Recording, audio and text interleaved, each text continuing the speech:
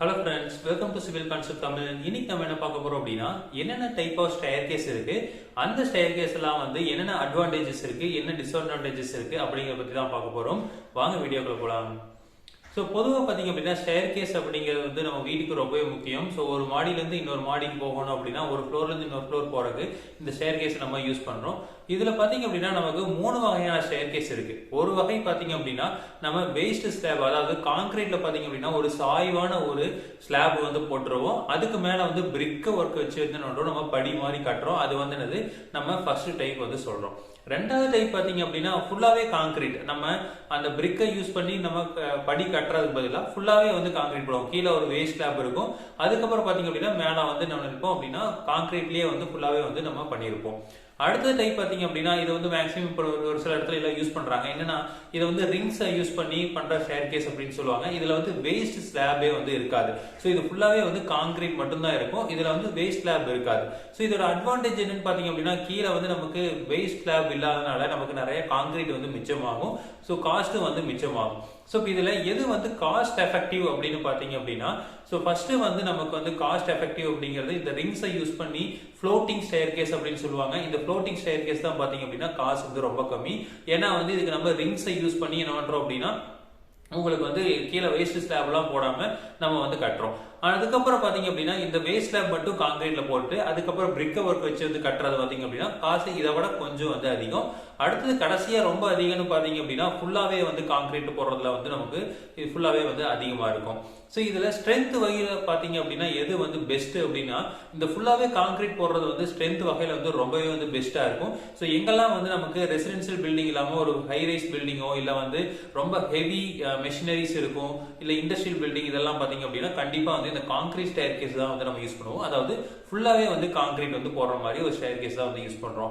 அடுத்து இதுக்கு அடுத்த ஸ்ட்ரென்த் பாத்தீங்க அப்படின்னா நம்ம கீழே வேஸ்ட் ஸ்லாப் வந்து கான்கிரீட், அதுக்கு மேல வந்து பிரிக் ஒர்க் வச்சு கட்டுறது பாத்தீங்க அப்படின்னா ஓரளவுக்கு ஸ்ட்ரென்த்தா இருக்கும். ஸோ வீட்டுக்கு எல்லாமே வந்து நம்ம இதை வந்து யூஸ் பண்ணலாம். அடுத்தது பாத்தீங்க அப்படின்னா ரொம்ப லோ ஸ்ட்ரென்த்னு பாத்தீங்கன்னா நான் சொன்ன மாதிரி ஃப்ளோட்டிங் ஸ்டேர் கேஸ் அப்படின்னு சொல்லுவாங்க. அந்த ஃப்ளோட்டிங் ஸ்டேர் கேஸ் பாத்தீங்க அப்படின்னா ஸ்ட்ரென்த் ரொம்ப குறைவா இருக்கும். ஏன்னா வந்து இதுல கீழே வந்து வேஸ்ட் ஸ்லாப் இருக்காது. ஸோ சப்போர்ட் வந்து இருக்காது. அதனால பாத்தீங்க அப்படின்னா உங்களுக்கு வந்து அதோட ஸ்ட்ரென்த் வந்து குறைவா இருக்கும். எங்கெல்லாம் வந்து நமக்கு ரொம்ப அதிகமான வெயிட் தூக்கிட்டு போக மாட்டோம் அப்படிங்கிற இடத்துல எல்லாம் என்ன பண்ணலாம் அப்படின்னா வீட்டுக்குள்ள இல்ல இன்சைட்ல எல்லாம் பாத்தீங்க அப்படின்னா இதை வந்து யூஸ் பண்ணலாம். ஸோ இதுல யூஸ் பண்ணதுனால ஒரு பெரிய அட்வான்டேஜ் பாத்தீங்கன்னா இதோட திக்னஸ் ரொம்ப குறைவா இருக்கும். ஸோ கீழே வந்து ஸ்பேசிங் வந்து கொஞ்சம் நிறைய இருக்கிறதுக்கு வாய்ப்பு இருக்கு. ஏன்னா வந்து படிக்கடியில வந்து நீங்க திங்ஸ் எல்லாம் வைக்கணும் அப்படின்னு ஆசைப்பட்டீங்க அப்படின்னா வேஸ்ட் ஸ்லாப் எல்லாம் போட்டீங்க அப்படின்னா ரொம்ப திக்னஸ் அதிகமா இருக்கும். பட் இதோட திக்னஸ் வந்து நமக்கு வந்து கொஞ்சம் குறைவா தான் இருக்கும். ஸோ கன்ஸ்ட்ரக்ட் பண்றதுக்கு எது ஈஸி அப்படிங்கிறது பாத்தீங்க அப்படின்னா, நம்ம ஃபர்ஸ்ட் சொன்ன ஒரு ஸ்டேர் கேஸ், அதாவது பிரிக்கையும் கான்கிரீட்டையும் வச்சு கட்டுற ஸ்டேர் கேஸ் வந்து ரொம்ப ஈஸியா இருக்கும். ஏன்னா வந்து வேஸ்ட் ஸ்லாப் போடுறதுக்கு ஒரு நம்ம கீழே வந்து சென்டரிங் அடிச்சுட்டு வேஸ்ட் ஸ்லாப் கட்டின வரைக்கும் ஈஸியா வந்து நம்ம கட்டிடலாம். ஆனா இந்த கான்கிரீட் ஸ்டேர் கேஸ் பாத்தீங்க அப்படின்னா அந்த சென்டரிங் ஒர்க் பாத்தீங்க அப்படின்னா கொஞ்சம் வந்து நமக்கு ரிஸ்கா இருக்கும். ஸோ அதை வந்து நம்ம கொஞ்சம் பண்ணணும். அடுத்தது பாத்தீங்க அப்படின்னா இந்த ரிங்ஸை யூஸ் பண்ற ஸ்டேர் கேஸ்ல வந்து ரொம்பவே வந்து காம்ப்ளிகேட்டட். அதுக்கு வந்து நம்ம ரொம்ப பர்ஃபெக்டா வந்து நம்ம வந்து சென்டரிங் அடிக்கணும். அதுக்கு வந்து நமக்கு ரொம்ப டிஃபிகல்ட்டாவும் இருக்கும். அதுல வந்து நம்ம கான்கிரீட் போட்டு நம்ம பண்ணலாம். சோ இந்த ஸ்டேர் கேஸ் எல்லாம் எங்க யூஸ் பண்ணலாம்னு பாத்தீங்க அப்படின்னா, நம்ம வீட்ல நார்மலா வந்து வீட்டுக்கு வெளிப்புறத்துல இருக்கிற ஸ்டேர் கேஸ் இந்த மாதிரிலாம் இருக்குது அப்படின்னா நம்ம வந்து என்ன பண்ணலாம் அப்படின்னா இந்த பிரிக் ஒர்க்கையும் கான்கிரீட்டையும் வச்சு கட்டுற ஸ்டேர் கேஸ் வந்து யூஸ் பண்ணலாம்.